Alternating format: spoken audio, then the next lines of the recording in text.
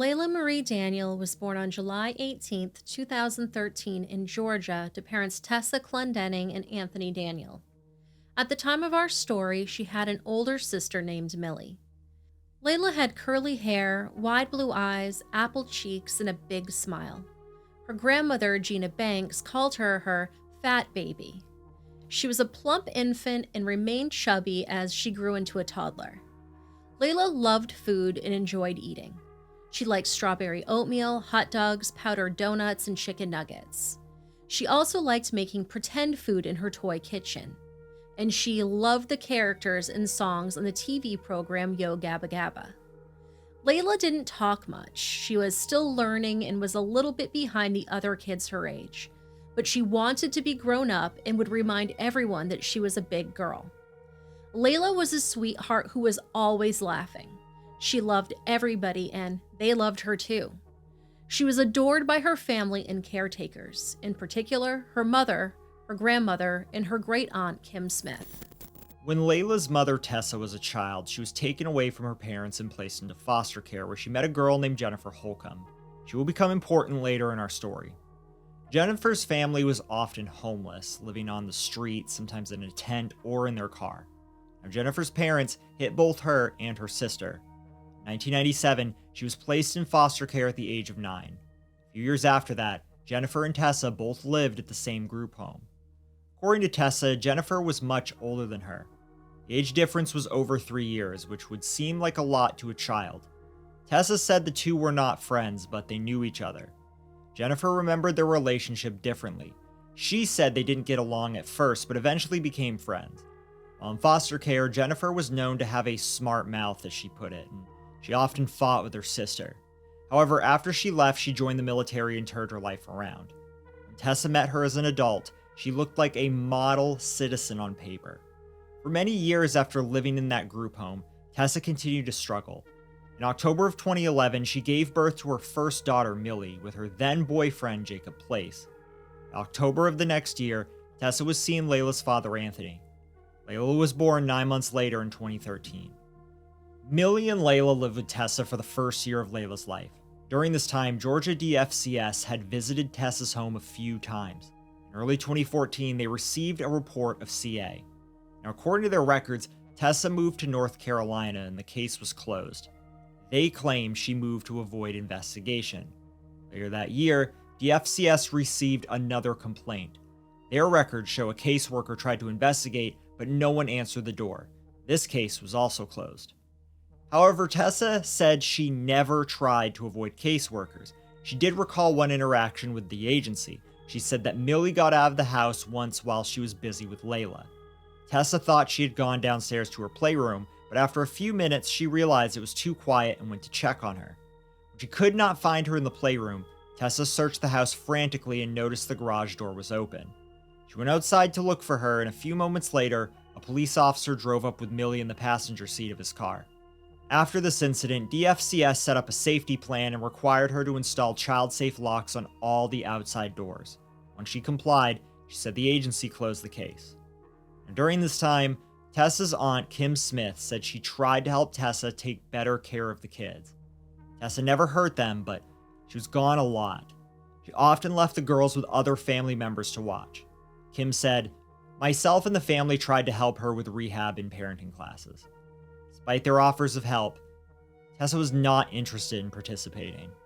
By Layla's first birthday in April, Tessa was struggling with substance use. 2 days after Layla's birthday party, Tessa had to go into the hospital. Millie went to live with Tessa's mother, Gina Banks, but Gina couldn't take care of Millie and the baby too. So Layla went to live with family friend Cynthia Tate, who worked with Tessa and Gina at Hateville Medical Center. According to Cynthia, Layla was healthy and happy in her home. She had no bruises and no injuries. She loved to eat and was a chubby baby. At Thanksgiving, Tessa visited Layla in Cynthia's home. Tessa visited a few other times that year, but never took Layla back home with her. In January of 2015, the Spalding County Sheriff's Office was monitoring several local drug dealers and had obtained wiretap warrants for their cell phones. Tessa called one of those cell phones and was caught on recording. This led to her arrest on a charge of conspiracy to distribute crystal. She spent 3 months in jail before she could be arranged to be released on bond. She also knows she will have to return to prison at a later date. Tessa seemed very trusting when it came to letting her children live with people. For example, she arranged for Millie to live with another family friend while she was in jail. Millie's father and her mother Gina subsequently removed her from that home while Tessa was in jail and brought Millie to live with Cynthia Tate. Laila's father Anthony was also in jail, so he wasn't around to help take care of her. When she was released on bond, Tessa moved in with Cynthia. She lived there for about a month before she failed a drug test. When she failed that test on April 15, 2015, the FCS became involved in Tessa's life once more. 2 days later, on April 17th, Child Services placed the girls with foster parent Loretta Brown, who had been a foster parent for over 15 years, the last two being a foster parent in Henry County where the girls lived. Loretta's grown daughter, Nastasia Colbert, lived with her and helped her take care of the children she fostered. In order to be a foster parent, Loretta said she had to take 12 weeks of classes along with training in CPR. When the girls arrived, Loretta said they showed no signs of bruising or injury. Within 72 hours of their arrival, she took them to the doctor and to a WIC appointment where the girls were checked over by a nurse. Neither found any signs of injury. Loretta said Laila felt at home with her very quickly. The day they were dropped off, Laila was giggling and laughing, but Millie cried. But Millie soon warmed up to Loretta. Before the day was over, Millie was laughing and playing with Loretta's 10-year-old daughter. Loretta described Laila as a joy to be around. Laila liked to stay close by and didn't like to let her out of her sight. Loretta said she was always clinging to me, hanging on my toes, laughing. If you were trying to leave the house, she was going to run out the house behind you. She said Millie and Laila played well together and never hurt each other. Loretta also said Laila loved to eat. She said her and her daughter, Nastasia, taught Laila some sign language, and they said she used it along with the spoken words she was learning. She mostly used sign language to ask for food. She liked junk food, but she also liked healthy food. She was a good eater, and she always cleaned her plate. The girls had very few injuries while they lived with Loretta, and she always followed the DFCS rules when an injury occurred. Once, when Millie was at the park and scraped her arm, Loretta reported it to her caseworker, Samantha White. When Ms. White didn't respond, Loretta asked another caseworker to document the scrape with photos. Ms. White was supposed to visit every month to check to make sure the girls were safe. While she did make those visits, Loretta said she didn't undress Laila to check to see if she had any hidden bruises. According to DFCS policy, Ms. White should have been more thorough in her checks, especially with very young children who couldn't speak clearly yet. Loretta had contact with Tessa during this time. She spoke to her on the phone, but Tessa wasn't allowed to see the girls or even talk to them until she made more progress in her case plan. In May, Tessa and her mother Gina attended a hearing about the girls at the Henry County Courthouse. The girls were also present at the hearing. Jennifer Holcomb, now married and going by the name Jennifer Rosenbaum, was also at the courthouse that day. She was interning for the assistant district attorney and worked on juvenile cases that used the same courtroom. After the hearing, Jennifer spoke to Tessa's mother, Gina. She said she recognized Tessa's name and told Gina that she knew Tessa from foster care. Gina told her a little bit about Tessa's struggles. After seeing the girls, Jennifer spoke to staff at DFCS and put in an application to be a foster parent. She also contacted the girls' caseworker and spoke about her interest in the girls. Ms. White, the girls' caseworker, was impressed with Jennifer. She considered her a foster care success story. Jennifer had an impressive resume and knew important people. She was a veteran military police officer and a member of the U.S. Army National Guard. In addition to interning at the DA's office, she was in her third year at Emory Law School. On the weekends, she worked at Banana Republic. She was also running for political office. At the time of our story, she was a candidate for the Henry County Board of Commissioners. Ms. White encouraged Jennifer to reach out to Tessa, so Jennifer found her on social media. On May 19, 2015, Jennifer did just that. She wrote the following note to Tessa, and I quote, "Hey girl, I know we haven't seen each other or talked in a while, but I wanted to let you know I'm praying for you. I met your girls last Wednesday at juvenile court. I I work with the district attorney's office prosecuting juvenile offenders, and we use the same courtroom as the DFCS cases. Your girls are beautiful and look so much like you. I think it was your mom who talked to me for a minute and said you were having a hard time. It just stuck with me over this past week, and so I wanted to reach out and let you know you are in my prayers." Tessa looked at Jennifer's social media accounts. She hadn't seen Jennifer in many, many years and had never met her husband, Joseph. But in the photos online, Jennifer and her husband looked happy. It looked like they loved their dogs and lived a nice life. Jennifer seemed very successful. Joseph had a stable job as a corrections officer at the local prison. Tessa was also touched that Jennifer wanted to help. She thought that since Jennifer reached out without being asked, she felt like she had to have good intentions. Tessa responded to the message the next day, saying, quote, "Thank you so much. God, I miss them so much. I can't believe I put my babies through all of this when I knew what it felt like firsthand. I talked to Miss White, and she told me that you were interested in getting my girls until I can work my case plan. I think that would be amazing. It would make me feel so much more comfortable with this whole messed up situation. I am fully ready to work towards getting them back, but if they have to be away from me for a while, I would much prefer them to be with you. Thank you so much. You are literally the biggest blessing." Tessa thought that Jennifer would take good care of her girls. She thought Jennifer would keep them safe until she could get them back. She told caseworker White that she wanted Jennifer to watch the girls. White arranged for Jennifer to have visits with them while they lived with Loretta. Loretta first met Jennifer about a month after she got the girls. Jennifer told Loretta that she and Tessa had been in foster care together. She said she and Joseph couldn't have kids of their own. She saw that Tessa's children were in the system. She said she wanted to give back. Things moved rather quickly.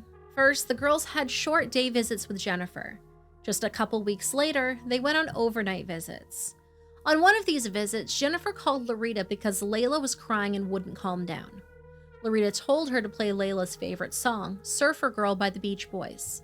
Eventually, Laila calmed down. However, when Jennifer brought her home, she had a bruise on her head. Jennifer said Laila bumped into the faucet by accident. Jennifer did not report the injury to DFCS like she was supposed to. Loretta didn't report the first injury either, though she did document it in her records. When the girls came back with more injuries on 2 subsequent visits with Jennifer, Loretta told the caseworker and made sure that they were documented. Each time, Jennifer had a story about an accident. Loretta made it clear to DFCS that she was concerned about the new injuries she was seeing.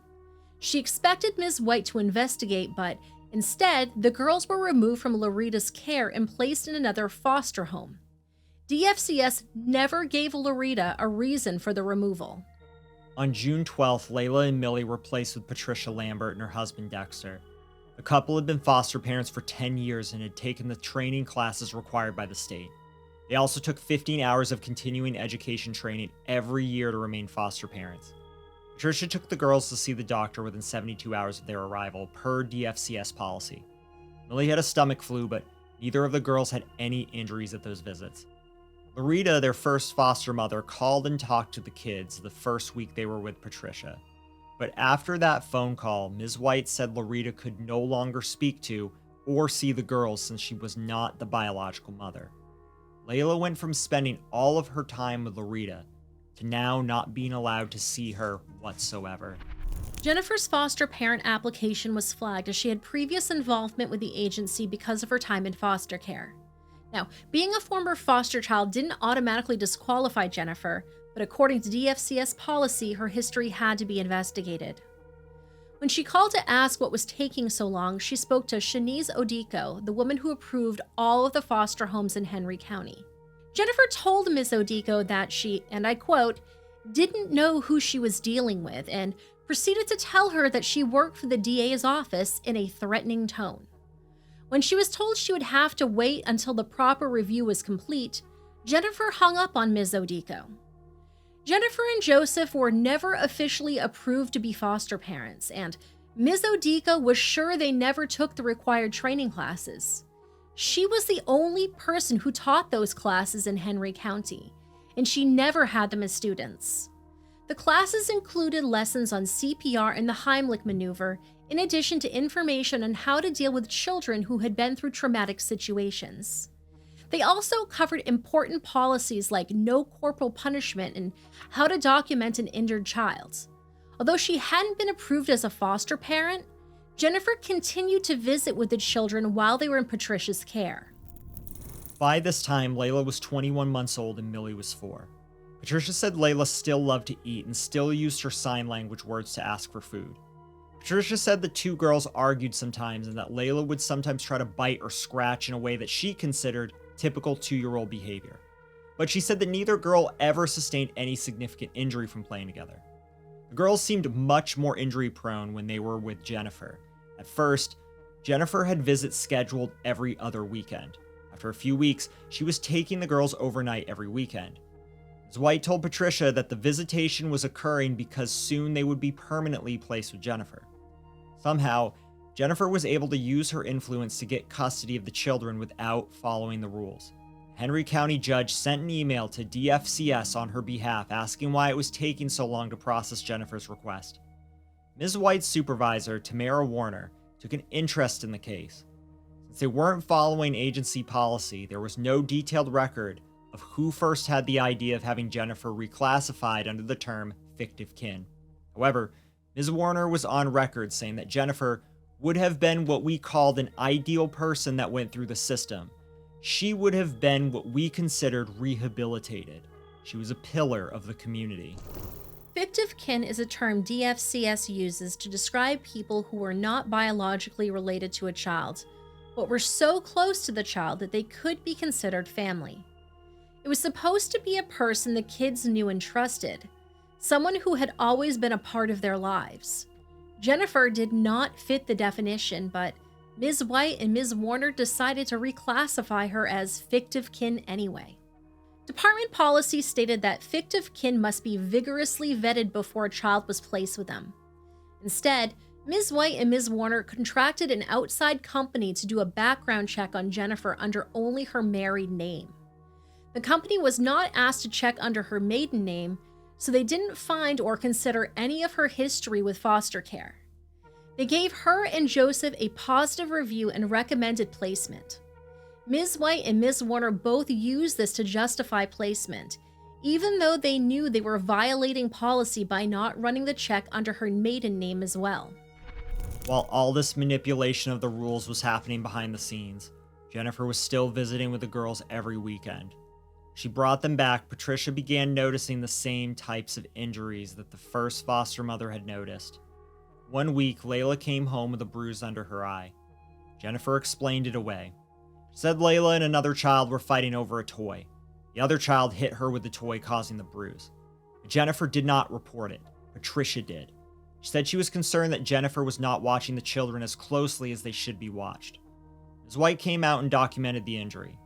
She wrote in her notes that it was almost gone. Now, according to department policy, Ms. White should have undressed Laila to look for additional injuries during her visit.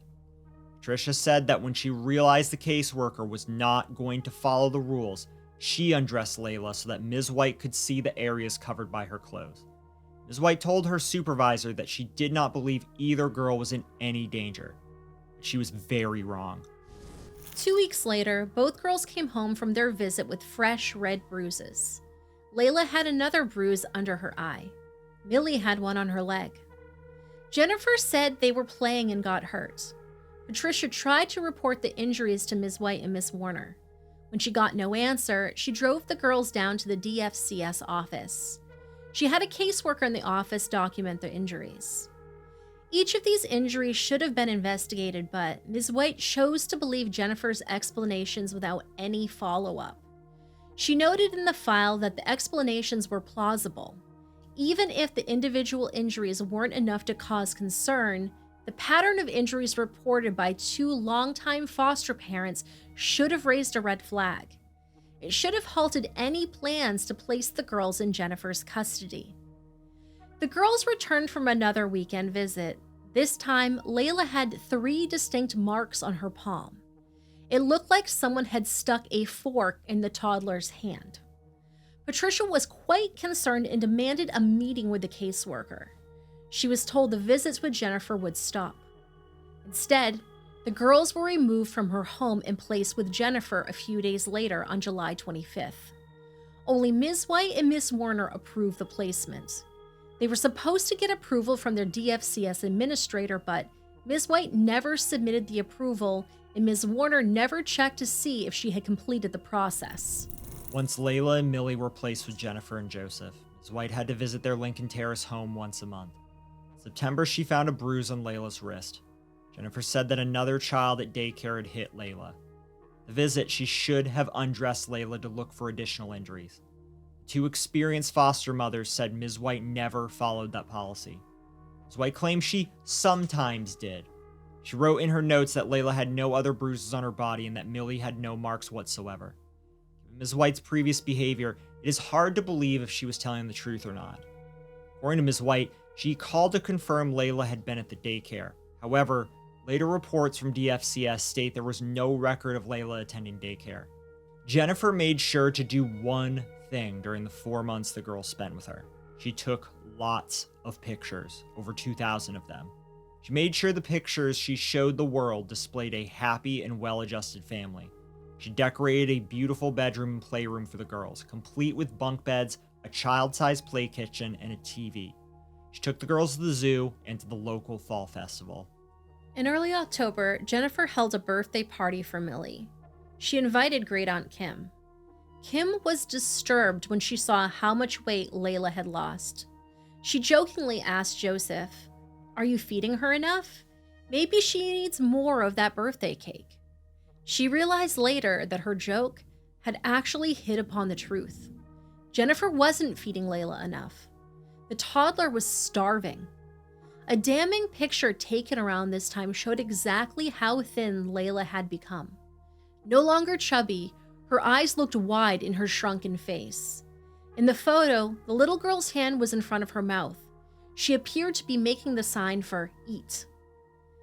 Kim also questioned bruises she saw on Laila's face. Jennifer told her that Laila bullied another little kid in daycare and he had hit her back. She said Laila gave the other kid a black eye, but again, there was no record that Laila ever attended daycare. The last time Kim saw Laila, during a visit after the party, she said, "Laila was clutching my shirt so hard and in tears because she didn't want to go. I wanted to believe it was because she loved her Aunt Kimmy, not because she was fearful of where she was going. But I think in retrospect, that's what it was." Tessa was also concerned. At first, Jennifer sent Tessa pictures of both the girls, but after a couple of months, she stopped sending pictures of Laila. Once she was out of prison and able to, Tessa tried to schedule visitation with the girls. Jennifer either said it wasn't a good time or she would schedule a visit and cancel it at the last minute because Laila was sick. Tessa said it seemed like Laila was always sick. Tessa and several of her family members, including Kim, tried to report their suspicions to DFCS, but no one would listen to them. They called Ms. White and left messages, but the caseworker never called them back. According to department policy, Ms. White should have called back to get more information so she could investigate.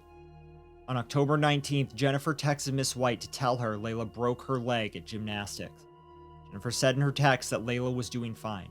She said, and I quote, "By her attitude, you would never know anything was wrong. Laughing, playing, singing, and hasn't cried once, not even when it happened." Now, nothing in her message made it sound like the injury had happened days before. Jennifer texted Tessa the same information. She also elaborated that Laila had fallen off the bars during gymnastics class. On that same day, Jennifer took Laila to urgent care. She told the doctor there a different story. She said that 4 days earlier, on October 15th, Laila hurt her leg when she fell into a hole in the yard of a family member's house. She told the doctor that Laila fell at gymnastics the next day on October 16th and hurt the same leg again. The urgent care doctor splinted Laila's leg and referred her to pediatric orthopedist Dr. Sean Duxbury. She visited Duxbury the next day. He was very concerned. He said the leg had broken very close to the knee. This was a very unusual injury, because it would have taken a great deal of force to snap the bone there. Jennifer's delay in getting Laila treatment for such a serious injury also troubled him. He didn't believe Jennifer when she said Laila was fine. The injury was so painful, there was no way she would have been able to walk around on it, let alone do gymnastics. He suspected CA and wanted Jennifer to take Laila to the ER at Eggleston's Children's Hospital. He wrote in his report, and I quote, "I am a little concerned about the history of this child and the amount of time it took her to get to the urgent care to be worked up. So I'm having them go up to Eggleston where they can be evaluated by social work. As far as the fracture goes, she has been immobilized in a splint for the time being. I'd like to see her back in a week and we will put her into a long leg cast. She should be non-weight bearing on that cast until next week."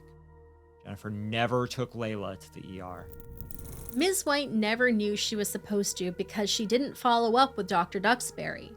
She also never called the gymnastics center to see if anyone there could confirm Jennifer's story. Laila wasn't even signed up for classes there, only Millie was. If she had called, the staff could have confirmed that Laila never played on the equipment or participated in class. She just sat on the sidelines. In fact, one of the other mothers at the gym reported that Laila was listless and unwell on the day Jennifer claimed she broke her leg. That mother said her daughter handed Laila a stuffed animal. When Laila reached up to grab it, her shirt rose up, showing her stomach. That mother saw red marks and bruising all over Laila's belly.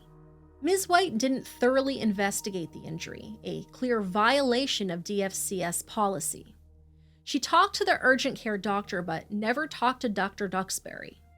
Once again, she had a chance to stop the terrible things Jennifer was doing, but once again, she failed to follow procedures and missed a giant red flag.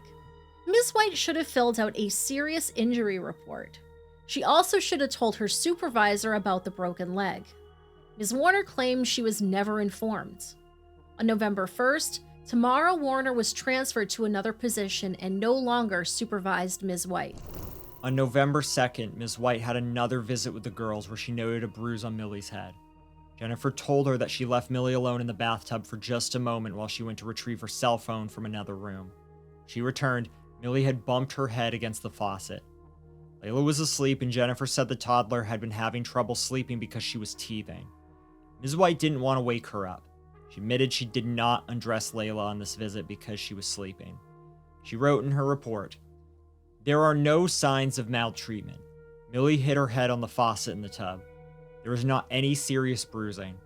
I asked if she was okay and she stated that she was and it didn't hurt. There are no other marks on the girls' bodies. There are no safety interventions needed. The girls are closely watched and when medical attention is needed, it is given quickly." At this point, Laila had a broken leg in a cast as well as a broken arm that had not been treated. She was underweight and likely covered in bruises, but Ms. White still believed anything Jennifer said. Jennifer would lie and Ms. White would write down that everything was okay. On this visit, Ms. White missed her last chance to intervene before the unthinkable happened. On November 17th, a few weeks after Ms. White's visit, Jennifer was alone with the girls at the couple's Lincoln Terrace home. It was Jennifer's birthday, but Joseph was working. They had planned to celebrate that weekend. At around 5:42 that evening, Jennifer called 911 and said Laila was choking on a chicken nugget. She said that she had tried to perform the Heimlich maneuver before she placed the call. She said she thought the airway was clear and that she tried to perform CPR. She told the dispatcher that Laila was breathing, but slowly. During the call, she told the dispatcher that Laila didn't look good. She said, "I'm hoping I didn't break her rib. I've been pushing hard. I don't know how to do this." Of course, if she had followed the rules and taken the appropriate training, she would have learned how to perform both the Heimlich maneuver and CPR on children, toddlers, and infants. During the call, the dispatcher had Jennifer tell him every time Laila took a breath. After a few minutes, Jennifer asked if it was okay that Laila was asleep with her eyes rolled in the back of her head. The dispatcher was concerned, but said she didn't need to give chest compressions if Laila was breathing. A few minutes later, Jennifer said Laila stopped breathing, and the dispatcher explained how to give the little girl CPR. Jennifer was giving CPR breaths when first responders arrived. Firefighters arrived first, about 10 minutes after she placed the call. About 4 minutes later, the ambulance and paramedics arrived. We actually have a large portion of that 911 call, and we'll play it for you now. I have a toddler, a foster daughter that I just got. She was choking, and I tried to do the Heimlich on her, and she's still breathing, but it doesn't look good. And we didn't drive. 111, we didn't drive. Code 1. How old is she? She's 2 years old? Yes, She is breathing now? she is breathing. I'm trying to do CPR. She keeps on going right on you. Alright. I'm hoping I didn't break a rib. I've been pushing hard. I don't really know how to do this. Okay, I'm going to give you instructions on how to do it. Is she still choking on it now? No. Okay, so it is out, so we just need to do CPR then? Yes. Okay.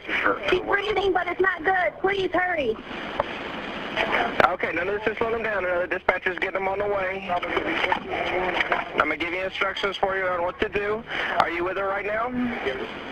I am. She's Okay. breathing, but very, very low. Okay, lay the baby flat on her back, on the ground. Flat on her back. All right, move any She's on the pillows. ground. And there's no pillows. All right. Flat. Look in the mouth for any food or vomit. Is there anything in her mouth? No, nothing that I can see. Okay, place your hand on the baby's forehead, your other hand under the baby's neck and shoulders, then slightly tilt the head back. I want you to put your ear next to her mouth and tell me if you can feel or hear any breathing. I hear it. You do hear it? Yes. Okay, all right, stay with her. Make sure her head is slightly tilted back, and I want you to keep checking breathing often. I want you to, starting now, every time she takes a breath in, tell me when. Just say now, every time she breathes. When? Now? Now?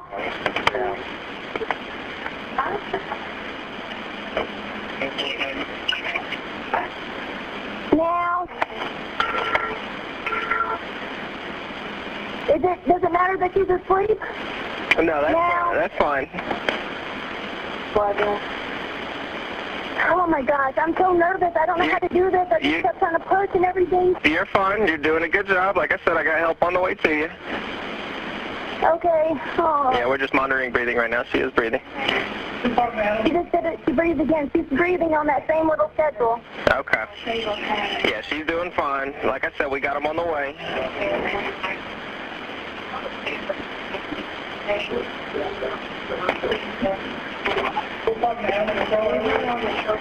She just breathed again.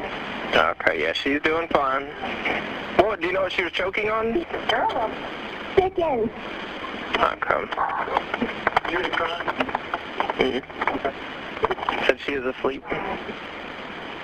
Yes, like her eyes are rolled back. She is breathing, yeah. We make sure. She keeps telling me. Alright. Yes, she just breathed again. Okay.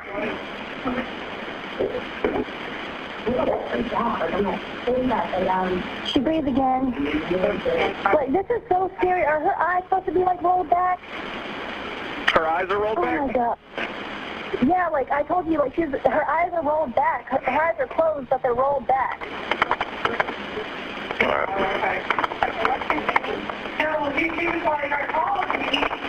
She's really pale. She is really pale now? Okay. Yeah, she's still breathing on that same schedule, but she's pale.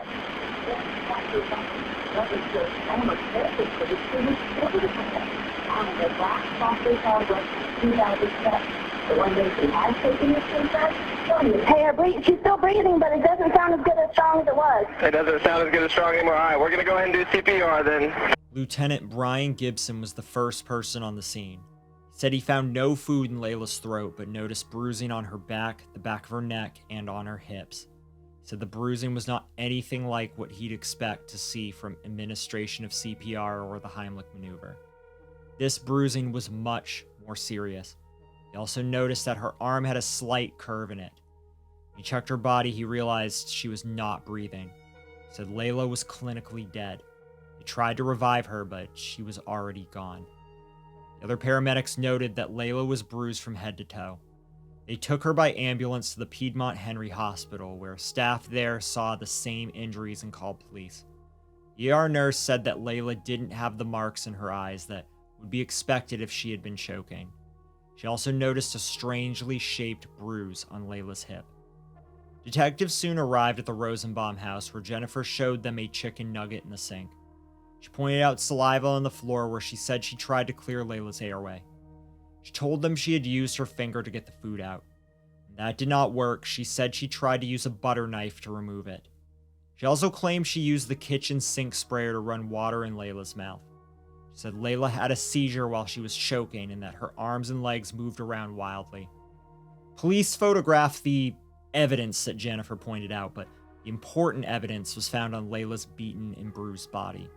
If Laila had choked on a chicken nugget, Jennifer would have been responsible because her manipulation of the system guaranteed that she wasn't prepared to handle a medical emergency. It would soon become clear to everyone that Jennifer was lying. After Laila died, Ms. White picked up Millie from the house. When she examined Millie, she found injuries on the little girl, and she said, "Honestly, at that point, I just started crying." She took Millie to the ER for a thorough examination. At the ER, a nurse practitioner examined Millie. She found multiple bruises in different stages of healing on her left inner elbow. She found at least 15 bruises and 2 abrasions or scrapes on her body. The bruises were mostly on her spine, in the center of her back, and on her right hip. She also had a red, bumpy rash on her private parts. She told the nurse that the rash was from mosquito bites. She said she got the bruises playing outside, riding her bike, and at gymnastics. Later, once she was safe and knew she wouldn't have to go back to Jennifer, she said she had been told to lie. She said when someone asked how she got hurt, she was supposed to say that she fell. Ms. White took Millie back to Patricia so that she could be somewhere familiar while she dealt with the trauma of losing Laila. Patricia also noted the bruises up and down Millie's spine. She said Millie told her that Jennifer beat her on the back. Millie also had thinning hair around her ears, another sign of mistreatment. Though Millie didn't talk much about what she'd been through, Patricia said the trauma sometimes came out during her play. One day, she noticed Millie playing strangely. The little girl was stumbling around and acting odd. When Patricia asked what she was doing, Millie said, "I'm being Miss Jennifer. I'm drunk." On December 4th, both Jennifer and Joseph Rosenbaum were arrested. Initially, Jennifer was charged with Laila's death. Joseph was given a lesser charge of child cruelty to both the girls and was quickly released on $10,000 bond. Later in December, Jennifer was granted a $100,000 bond. Once released, she was required to wear an ankle monitor. She quietly ended her run for the Board of County Commissioners. As often happens, this case moved quite slowly. It was extra complicated because Jennifer had worked in the DA's office. About a year after the initial arrest, the Henry County DA recused himself from the case. Prosecutors for Cobb and DeKalb counties took over. Years passed and Jennifer and Joseph were still out on bond, still breathing free air and living their lives while Laila's family prayed for justice. In March of 2019, the Georgia Supreme Court ruled that information on Jennifer and Joseph's electronic devices couldn't be used in court because the state waited too long to get search warrants. The police seized the devices during the initial investigation, but because of miscommunication between the officers and the lead detective, they didn't file for the warrants until over a year later. The exact nature of the evidence was never officially released, but a post on Tessa's social media seems to indicate it might have included additional photos of Laila with visible injuries and in pain. 2 months later, Jennifer and Joseph were re-indicted. This time, there were a total of 49 charges. The new charges, prosecutors made 2 important types of changes. First, they made the charges more specific. For example, one of the initial charges alleged blunt impact injuries to Laila. The new charges included counts for each body part, like blunt injury to the torso and blunt injury to the abdominal area. The second important change is they made the charges against Joseph more serious. He was charged with second-degree homicide. Information from the autopsy made it clear that Laila had been hurt multiple times over the course of a month or longer. He had to have known what was happening and did nothing to stop it. The most serious charges were against Jennifer, and that was of malice and felony homicide, child cruelty, aggravated assault, and aggravated battery. The jury trial began on July 8, 2019, just a few months shy of the 4-year anniversary of Laila's death. Judge Brian Amaro presided. In opening arguments, prosecutors said the couple had lived a life of lies. The couple created a facade to hide what was really happening in their home. DA Daisha Young said, "Since 2015, these defendants have been putting on a facade, but in this trial, they will be exposed as the liars, abusers, and murderers they are." The trial lasted for over 3 weeks, and Millie testified against her abusers. She said Jennifer would get angry if they didn't get dressed fast enough. When Jennifer was angry, the girls would get a spanking. Jennifer would hit them on the butt with her hand or a belt. Millie said Jennifer took them into her bedroom to spank them. She said the spankings hurt and that sometimes Jennifer would make them pull down their pants so she could hit them directly on their skin. According to the woman who eventually adopted Millie, the little girl didn't like talking about her time with Jennifer and Joseph. She would sometimes mention things that happened. She told her new mom that Jennifer forced her to eat mashed potatoes even though they made her throw up. Then, she said Jennifer made her eat the vomit. She also recalled a time where she wasn't doing something fast enough, so Jennifer twisted her ankle and then sat on her. Millie told detectives that when Jennifer beat the girls, all Laila did was cry because she did not know how to speak. Dr. Stephen Messner, a pediatrician and CA specialist, said Laila's injuries were consistent with physical abuse. She had loop-shaped bruising that indicated she had been hit with a belt or a cord. She had round marks consistent with being punched with a closed fist. She had burns on her stomach that appeared to be healing. Laila also had bruises on her inner thighs and private parts. Half the skin on one of her ears was missing. The little girl who loved to eat had been starved.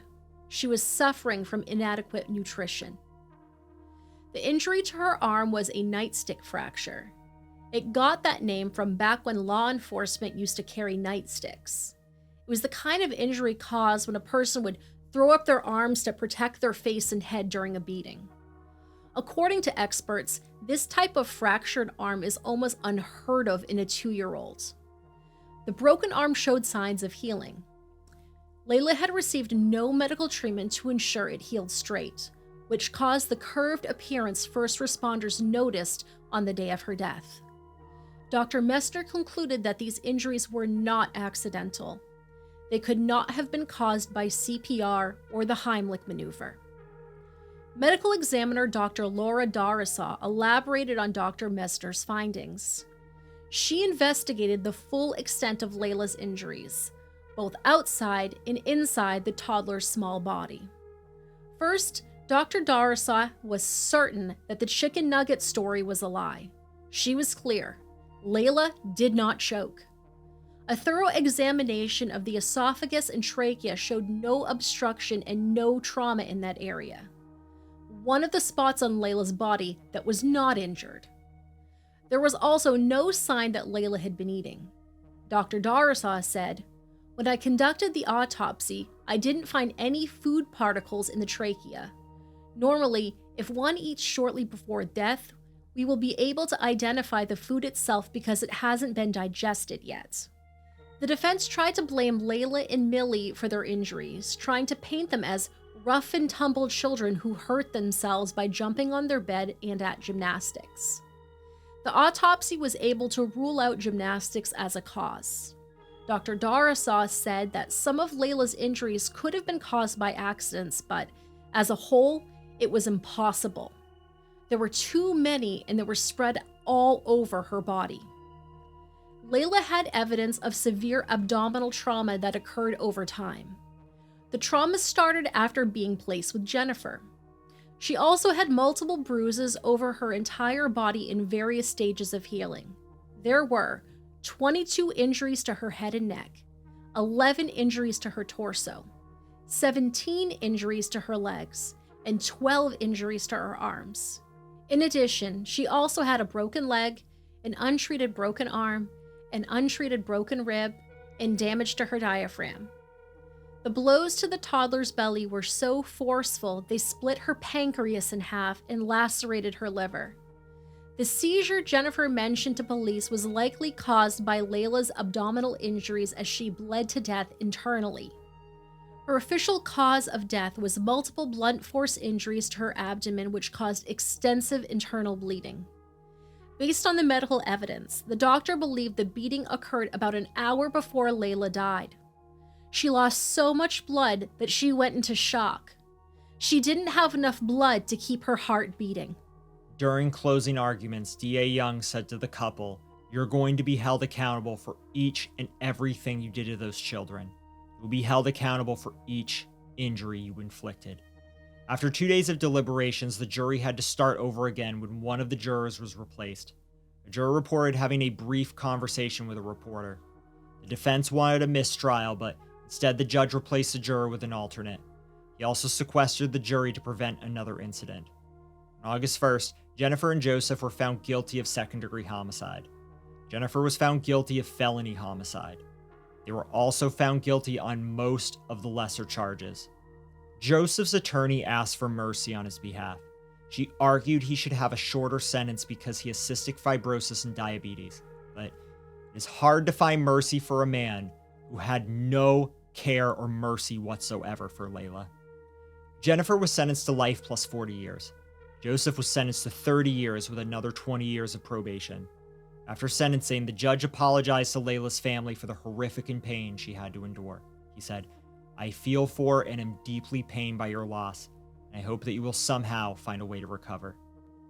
In October of 2019, the couple appealed their conviction, which was not successful. Jennifer is currently serving her time at the Pulaski State Prison in Hawkinsville. Joseph is serving his time at the Georgia State Prison in Reidsville. Laila's funeral took place on November 23, 2015, in the chapel of the Heiston Funeral Home. Both of her former foster mothers attended the funeral. After seeing Laila's body, Patricia said, "That was a completely different baby in that box. She was so skinny. She looked like a baby in the womb."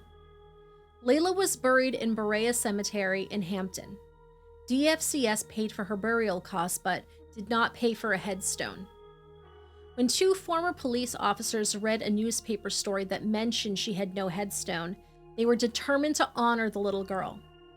They wanted to remain anonymous, and together they purchased an 120-pound stone marker. One of the men had experience carving gravestones. He added the dates of Laila's birth and death, along with an image of a little girl on her knees. To the right it says, "In God's care." Several years later, another headstone was added near the first. This one says, "Fly High Angel," in soft pink letters. On February 14, 2016, the family held a candlelight vigil to remember Laila. The event was held at the Hampton Train Depot. Pink balloons decorated the space. Many attendees had signs that said "Justice for Laila." Her great-aunt Kim said, "We are just trying to keep Laila and her story in everyone's heart. We do not want anyone to forget because we realize this is going to be a long, drawn-out process." Both Anthony and Tessa attended the vigil.